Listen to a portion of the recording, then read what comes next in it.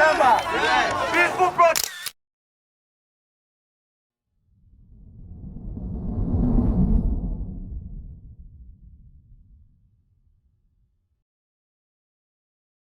Over 10,000 Nigerians murdered, hundreds of thousands more tortured. Between 1992 and 2021, Nigeria faced a silent assassin, hunting its people from within. A division of the police was created to combat armed robbery, SARS, the Special Anti-Robbery Squad. For nearly 30 years, SARS's violence, neglect, and abuse of power all shaped everyday life. But by 2020, patience had run out. This film asks a critical question.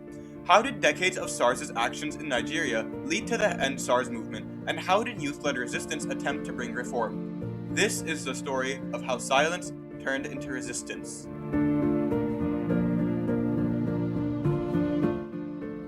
Let's start at the beginning. On October 1st, 1960, the British Union Jack was lowered at Lagos Racecourse and Nigeria's now iconic flag was raised.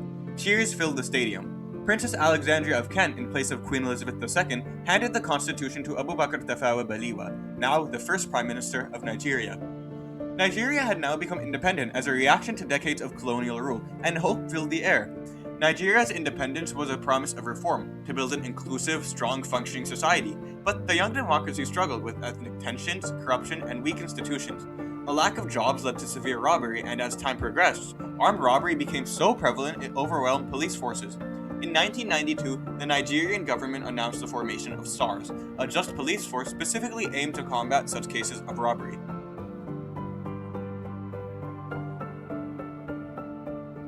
After decades of military rule, Nigeria returned to civilian government in 1999. But democracy did not heal everything.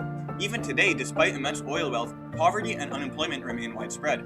According to the African Population Study, nearly 70% of Nigerians are under the age of 30, yet opportunities remain scarce. Youth unemployment averaged nearly 23% between 2014 and 2023, spiking up to 53% in late 2020. Only about 1 in 5 schools have access to computers or reliable internet.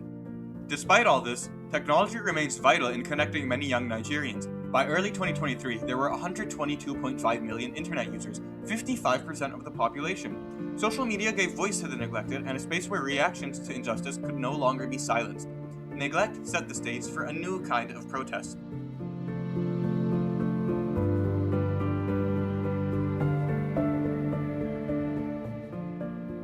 Nigeria's long history of dictatorship still lurks in the background. After 8 coups over 30 years and consistent struggle for democracy, a Human Rights Watch report notes that years of military rule produced economic collapse, political repression, and systematic human rights abuses. Journalists were jailed, activists disappeared, and ordinary people feared to knock on the door at night. For decades, Nigerians were told reform was coming, only they hadn't seen it.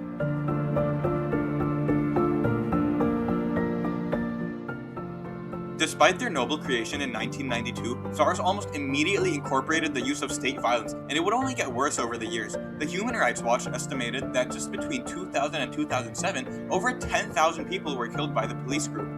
SARS's modus operandi followed a strong pattern. According to Al Jazeera, they generally targeted people with valuables, often showing up in large armed groups.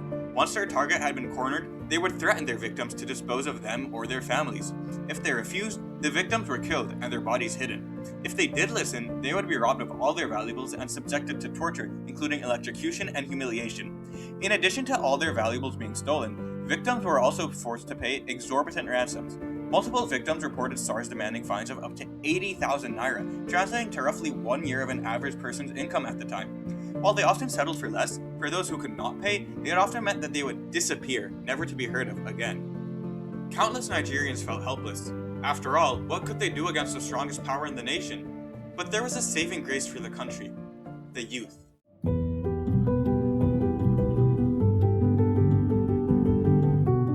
You see, the older generations had grown up with the early dictatorships in power. One wrong move and you would disappear forever. However, the youth didn't experience that. They grew up in a much freer country. Sure, the government was unstable and the case of SARS very present, but unlike the adults, instead of feeling helpless, they felt empowered. The youth's true value was first seen in 2017, when the situation had reached a breaking point. SARS had been abusing its power for decades now, making everyday life dangerous, and millions of people had had enough. When Nigerians began posting their horrifying experiences with SARS on social media platforms, especially Twitter, it began to snowball. One person's experience became 2, then 10, and suddenly thousands of Nigerians had shared what SARS had done to them. The situation continued to gain great traction throughout the rest of 2017. That year, a new hashtag took over, seemingly from nowhere. That was End SARS. The sudden surge in experiences posted online led the youth to take action. Over the course of the next 3 years and with the use of social media, petitions were signed, urging the government to disband SARS. The situation gained significant traction internationally too. In just a few weeks, the End SARS tag on Twitter had been mentioned tens of thousands of times. Celebrities joined in, using their fame to bring awareness to the issue. The fact that now the whole world was witnessing the actions of SARS gave courage to Nigerians. This directly led to the climax of the situation in Nigeria, when people began to plan protests.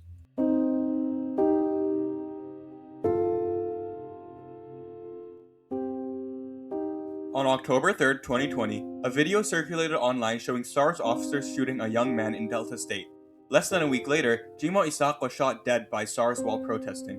The people were furious. Within days, thousands of young Nigerians took to the streets of Lagos and Abuja, chanting End SARS. They rallied around a couple of demands: the release of detained protesters, justice and compensation for victims of police brutality, retraining of officers, and the prosecution of abusive ones.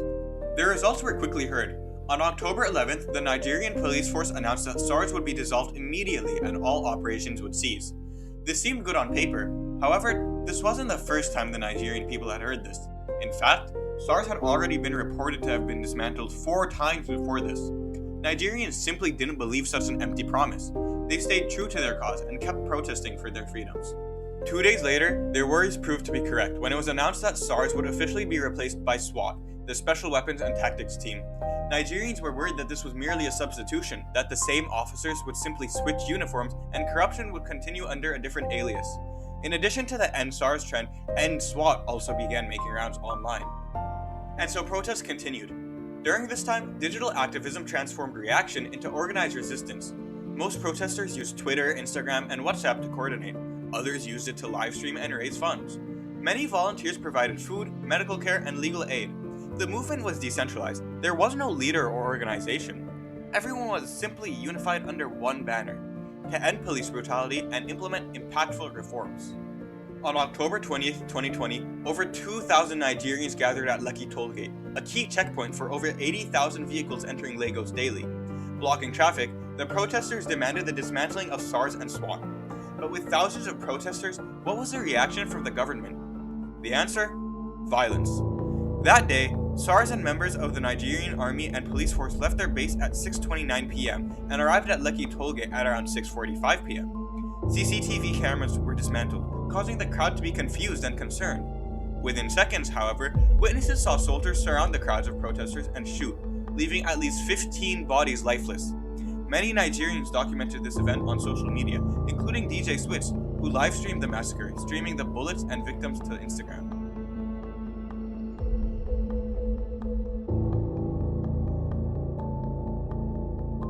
Protests continued the next day, but so did the police.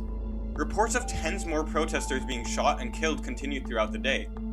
However, the situation had begun to calm down. The incident at Lekki Tollgate put fear into all young Nigerian hearts. At the same time, the government had now seen the power of protesters, not just within Nigeria, but internationally too. Following the events on October 21st, judicial panels were formed, but recommendations have been slow to implement.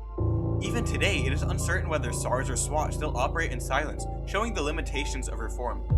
But even if this is the case, with the Nigerian people's efforts not having had a certain effect in their own country, their reaction to police brutality did leave its definitive mark to a greater audience than just in one nation. Countries around the world had now seen that injustice and abuse of power will not be tolerated, not at a local scale, nor will it fly internationally either.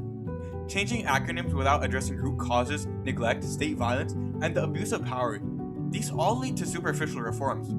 The End SARS protests reflect a reaction not only to police brutality in Nigeria, but also to decades of promises left unfulfilled. The difference is that now, unlike in the past, the world won't just sit in silence.